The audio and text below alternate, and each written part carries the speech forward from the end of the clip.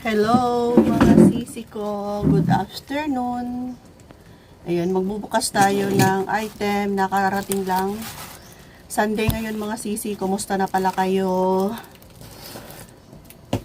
Dito sa amin, ngayong Sunday, dati kapag Sunday, masaya, family day, nasa mall, kahit saan, family bonding mga sisi ko. Pero ngayon, dito sa lugar namin, ngayong halos araw-araw, lalo na ngayong Sunday kasi nasanayan na, 'di ba? Na family outing, mingaw kaayo. Napaka tahimik ng paligid. Kung sa Bisaya pa, mingaw kaayo, nakakalungkot ang sitwasyon namin mga sisi. Okay naman sa awa ng Panginoon, ligtas naman ang karamihan. Kaya lang, yung trauma mga sisi ko ba, nung isang gabi naglindol na naman ng 6.7. Malakas na yung 6.7 mga sisi, hindi na biro. Kasi yung pinakamalakas dito sa amin, diba, 7.8. Nung isang gabi, 6.7 na naman. So kanina, doon ako sa loob. Gusto ko sanang matulog, kaya lang hindi ako makatulog. Kasi kunting galaw lang, katabi ko kasi si Kring Kring. Kunting galaw lang mga sisi ko, natatakot ako, nanginginig ako. Hanggang ngayon mga sisi ko, nanginginig pa rin ako. Gusto kong matulog, pero hindi ako makatulog. Ilang beses na kasi itong naglindol dito sa amin ng 6.7, nung isang araw 6.5, nung isang araw 5. Basta something mga sisi ko. Yung mga building nga dito mga sisi ko na hindi pa talaga as in nasira. Ngayon, yung iba ay unti-unti nang naglalaglagan yung kanilang mga pader. Kasi nga, maya-maya't naglilindol, nag-aftershock. Ewan ko ba kung aftershock pa rin bang tawag nito? Kasi dito sa amin, parang naapektuhan kami sa Balot Island. Doon kasi yung center ng lindol. Tapos, sa harap lang naman ang gensa ng Balot Island. Kaya, pati kami naapektuhan. So, doon talaga yung sentro. Pray na lang tayo mga sisi ko. Wala kaming magawa. Wala tayong magawa kung ganitong mga pagsubok. Hindi siya mapahinto ng ordinaryong tao lang. Walang makapagpahinto. Hindi siya kayang sa mga studies, mga sisi ko. Kung ano yung mga mangyayari, si God lang talaga ang nakakaalam. Yan, so bumangon na lang ako mga sisi ko para magpunta dito sa tindahan. Si Kuya Dave na yung pinapasok ko. Sabi ko, ikaw na lang doon magpahinga. Kasi sasakit na yung ulo ko. Ito yung tinatawag na trauma, mga sisi ko. Grabe ang trauma namin ngayon. So, unahin ko muna to kasi ito yung para sa tindahan. Sa ngayon, hindi pa talaga ako pumupunta sa mga grocery para mamili. Hindi pa muna mga sisi ko. Kasi nung isang gabi nga, sila, nasitakbuhan palabas. Sa takot. Kaya sa ngayon, ayoko muna. Baka,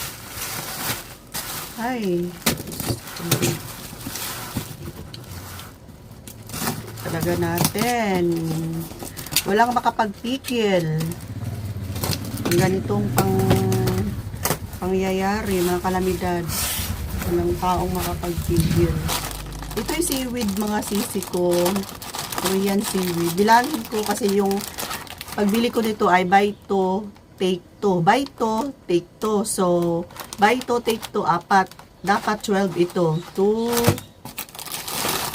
3, 4, 6, 8, 10, 12. Sakto. Thank you. Tama yung nabigay sa akin. Baka kasi magkamali. Nahirap magsauli ng bagay, ng item na pagmali or kulang. Kaya, thank you kasi tama. 12 pieces, buy 2, take 2. Ilagay ko yung, kung mabenta to sa inyong seaweed na to, benta ko siya ng 25 pesos isa. Kung mabenta ito sa inyo mga sisi ko, lagay ko yung link dyan sa product natin. Kayo na yung bahalang click ng link. Next item, ito. Dito siya pangbenta sa tindahan. Dito ay para sa mga alaga ko, ang mga hayop. Kasi si Popoy nangangati. Grabe yung mga sugat niya. Pinainom ko siya ng cetirizine sa awa ng Panginoon. Pag mangangati yung mga aso natin, mga sisi ko, cetirizine lang pala. Tapos, nagsugat si Popoy. May mga sugat sa katawan. Gipainom ko sa kanya cetirizine twice a day, morning at sa gabi. Kasi nung nagka-allergy din siya, yung kanyang mukha, nung allergy siya, ewan ko yung kung anong nakain na maga yung mukha niya. Tapos, gidala ko siya sa doktor niya.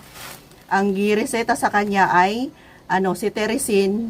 Pero pagdating doon, may gi-inject sa kanya na anti-allergy. Pero injectable yon. Pero pag uwi namin, ang resita sa kanya ay cetirizine. Kaya cetirizine na lang yung pinapainom ko sa kanya. Yung pinakamababang dosage lang. Morning, isa. Sa hapon, isa. Tapos, pinapaliguan namin siya ng bayabas, nilagang bayabas. Pinapakuluan namin. Tapos, pag hindi na siya mainit, ini-spray ko sa ni Popoy, sa kanyang mga sugat. O, diba, hindi pa ako nakagasto ng malaki talaga. Pero itong binili ko, nag-order lang ako sa Castle Pet para sa kati-kati. Follow-up na lang itong mga sisi ko para sa kati-kati niya. Nagdikit pa talaga. Dapat sana nilagay na lang sa tamad na mga mag-ano nito eh. Nilagay sa maliit na supot, tapos gidikit dito. 4 na piraso, 200 ang 4. Mahal para ito, 50 plus to. Para sa kati-kati, follow-up na lang para sa ilalim talaga. Maghilom yung mga pangangatin niya. Pero yung sugat niya, okay naman. Tapos ito, shampoo nila. Try ko kasi sa sa mga review, daw to, maganda daw to sa mga, yung may mga kuto yung aso natin. Mamatay daw yung kuto. Ewan ko, try ko yan. Tapos ito, sa SNR, ito yung kay Kuya Dave, to mga sisi ko. Grabe naman pagkabalot nito eh. Pero lang ito ba? Personal na ni Kuya eh. Sa SNR.